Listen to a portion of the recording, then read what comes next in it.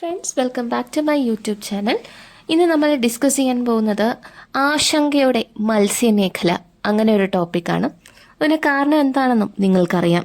അപകടകരമായ ഓയിലും രാസവസ്തുക്കളും 450 ടൺ ഇന്ധനവുമായി കൊച്ചി പുറംകടലിൽ മുങ്ങിയ കപ്പൽ ഉയർത്തുന്ന പാരിസ്ഥിതിക ഭീഷണി മത്സ്യബന്ധന മേഖലയെ ആശങ്കയിലാക്കിയിരിക്കുകയാണ്.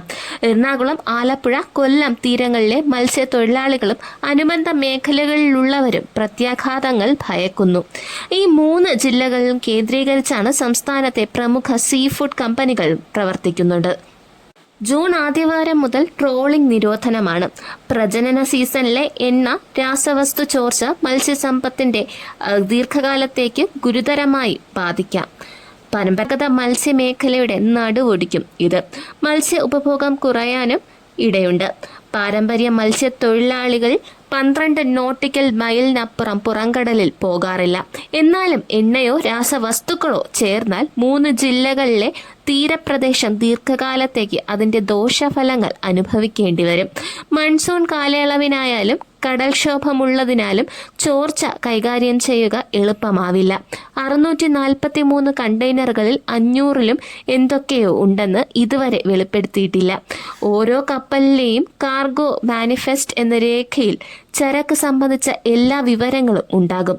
വിഴിഞ്ഞം തുറമുഖത്തും ഷിപ്പിംഗ് ഏജന്റും ഇത് സൂക്ഷിക്കണം. കപ്പൽ ഉടമകളായ MSCയുടെ ഭാഗം തന്നെയാണ് ഷിപ്പിംഗ് ഏജന്റും. കൊച്ചിയിലെ ഓഫീസുമുണ്ട്.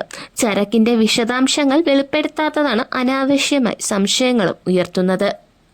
മുങ്ങിയ കപ്പലിൽ നിന്ന് എണ്ണയും രാസവസ്തുക്കളും തീരത്തുൾപ്പെടെ പരക്കാനുള്ള സാധ്യത കണക്കിലെടുത്ത് കേന്ദ്ര സംസ്ഥാന സർക്കാരുകൾ യുദ്ധകാല നടപടി സ്വീകരിക്കണമെന്നും പരിസ്ഥിതി രാസവസ്തു വിദഗ്ധർ പറയുന്നുണ്ട്.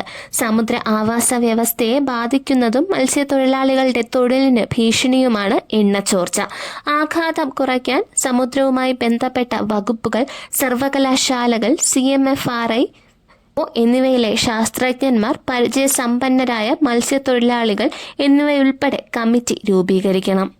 ആരോഗ്യ പ്രശ്നങ്ങൾക്ക് കാരണമാകുന്ന വസ്തുക്കളും വീണിട്ടുണ്ട്. അതിന്റെ വ്യാപനം ഉടൻ തടയണം. എന്നാൽ ഇത് കാരണം തീൻമേശയിൽ നിന്ന് മത്സ്യം അകലുമോ എന്ന ചിന്തയാണ് നമുക്ക് വരുന്നത്. മുങ്ങിയ കപ്പലിൽ നിന്ന് കടലിൽ പടരുന്ന എണ്ണ തെക്കൻ കേരളത്തിലെ മത്സ്യ ഉപഭോഗത്തെ ബാധിച്ചേക്കും. ആരോഗ്യകാര്യങ്ങളിൽ ശ്രദ്ധാലുക്കളായ മലയാളികൾ കടൽ മത്സ്യം വേണ്ടെന്ന് വെച്ചാൽ ലക്ഷക്കണക്കിന് മത്സ്യത്തൊഴിലാളികൾ വറുതിയിലാകും. ദിവസങ്ങൾക്കുള്ളിൽ ട്രോളിംഗ് നിരോധനം പ്രാബല്യത്തിൽ വരുന്നതിനാൽ പരമ്പരാഗത വള്ളങ്ങൾ മാത്രമാണ് കടലിൽ പോവുക. കൊച്ചിയിലെ കേന്ദ്ര സമുദ്ര മത്സ്യ ഗവേഷണ കേന്ദ്രം ഇന്നലെ കപ്പൽ മുങ്ങിയ സ്ഥലത്ത് നിന്ന് കടൽ വെള്ളത്തിന്റെ സാമ്പിളുകൾ ശേഖരിച്ചിട്ടുണ്ട്. തുടർ ദിവസങ്ങളിൽ ഈ പ്രക്രിയ തുടരും. സ്വന്തം ഗവേഷണ കപ്പലുള്ള സ്ഥാപനമാണ് CMFRI. മത്സ്യ സാമ്പിളുകളും ഈ മേഖലയിൽ നിന്ന് വരും ദിവസങ്ങളിൽ ശേഖരിച്ച് പരിശോധിക്കും. കൊല്ലം തീരത്ത് നിന്ന് കേരള സർവകലാശാല അക്വാട്ടിക് ബയോളജി ആൻഡ് ഫിഷറീസ് വിഭാഗവും ഫിഷറീസ് വകുപ്പ് ഇന്നലെ സാമ്പിളുകൾ ശേഖരിച്ചിട്ടുണ്ട്. ഉടനെ മത്സ്യ സാമ്പിളുകളും ശേഖരിക്കും. കൊച്ചിയിലെ ഫിഷറീസ് സമുദ്ര പഠന സർവകലാശാലയും കടലിലെ മത്സ്യങ്ങളുടെ അവസ്ഥ പഠിക്കാൻ നടപടികൾ തുടങ്ങുമെന്ന് vice chancellor doctor T. Pradeep Kumar പറഞ്ഞു. എന്ത് പറഞ്ഞാലും മീനില്ലാതെ ആഹാരം ഇറങ്ങാത്തവരാണ് മലയാളികൾ.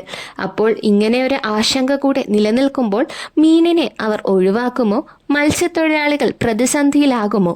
ഇനി എന്തായിരിക്കും സംഭവിക്കാൻ പോകുന്നത് എന്നൊക്കെ നമുക്ക് കാത്തിരുന്ന് തന്നെ കാണേണ്ടി വരും. എൻ്റെ ഇന്നത്തെ വീഡിയോ ഇഷ്ടപ്പെട്ടിട്ടുണ്ടെങ്കിൽ ലൈക്ക് ചെയ്യുക, ഷെയർ ചെയ്യുക, സബ്സ്ക്രൈബ് ചെയ്യുക.